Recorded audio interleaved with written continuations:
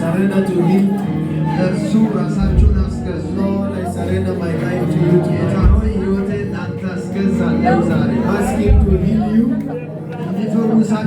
Ask Him to deliver you. Ever willing to heal us. Father, we surrender our life, our soul and our spirit into your able hands this morning. In the name of Jesus. Holy Spirit of God, we welcome you tonight.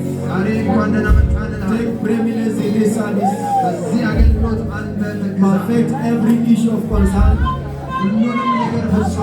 Take away every sickness. Heal every disease. Enforce our liberty. And take all the glory. Blessed be your name. Teach us, Lord Jesus. Let your word heal us. Let your word bless us. Let your word empower us. In Jesus' precious name. Amen and amen. Put your hands together for Jesus and be seated. Today is a healing service. No sickness will escape. The hand of the Lord. God is not a man to lie. እግዚአብሔር ይዋሽ ዘንድ ደግሞ የሚፈውስ ነበር። He was teaching and confirming it. ያስተማረ ያንን ቃሉን እያጸና ነበር። So I'm happy to tell you tonight ስለዚህ ይህንን ስነግራችሁ ደስ ይለኛል that ዛሬ no matter what the doctor have said, ሐኪሞቹ ምንም ይበሉ God will undo it. እግዚአብሔር ያንን መጥፎ ንግርት ይቀለብሳል።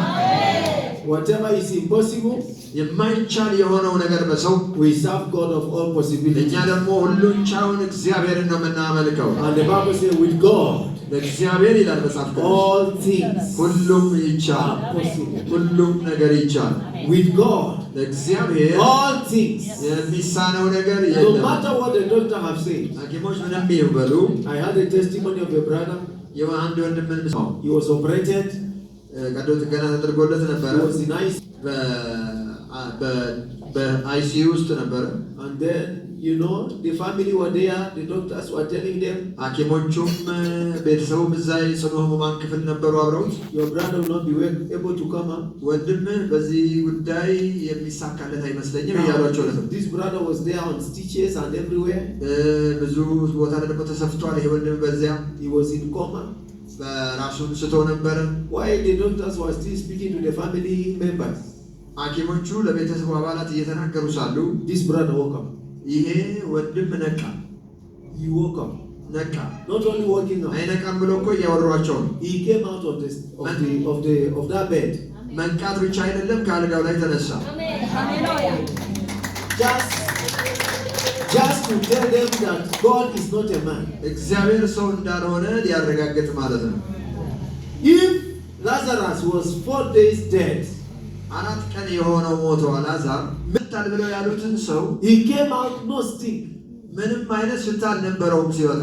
Ask yourself, what happened? ከዛ ምንድን ነው የሆነው? The body that would have rotten, የመበስበስ የነበረበት the intestine already gone.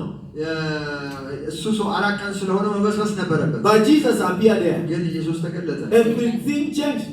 ነገር ሁሉ ተቀየረ። Eyes came clear. አይኑም ጤናማ ሆነ። Liver clear. ጉበቱም ጤናማ። Everything intact. ሁሉም ነገር ሙሉ ሆነ። The Bible says people came to see Lazarus. ከዛ በኋላ ከሞት ከተነሳ በኋላ ሰዎችም አልዓዛርን ሊያዩት ይመጡ ነበር ይላል። And the Bible says through that miracle, በዚያ ተአምራት ምክንያት many people turned to the Lord. ብዙዎችም ደግሞ በእግዚአብሔር አመኑ። I pray for you today. ዛሬ ለእናንተ ጸልያለሁ። God will give you a miracle እግዚአብሔር ተአምራትን that ይሰጣችኋል። will turn many people to Christ. ብዙዎችን ወደ ክርስቶስ የሚመልስ አይነት ተአምራት ይሆናል። He still heals and delivers today. እግዚአብሔር ዛሬም ይፈውሳል፣ ነፃ ያወጣል። He's not powerful yesterday. እግዚአብሔር ትናንትና የበለጠ ኃይለኛ አልነበረ። No, he's still powerful today. ዛሬም ኃይሉ And he አልቀነሰም። will be still powerful tomorrow. ነገም ኃይሉ አይቀንስም። That's why he said, believe me. ለዚህ ነው እመኑኝ አለ። Just believe. እመን ብቻ It shall be well. መልካም ይሆናል። Just believe. እመን ብቻ። The man Job, ኢዮብ የተባለው he ሰው lost everything. ሁሉን ነገር አጣ። Satan was happy when his children died. ልጆቹም ሲሞቱ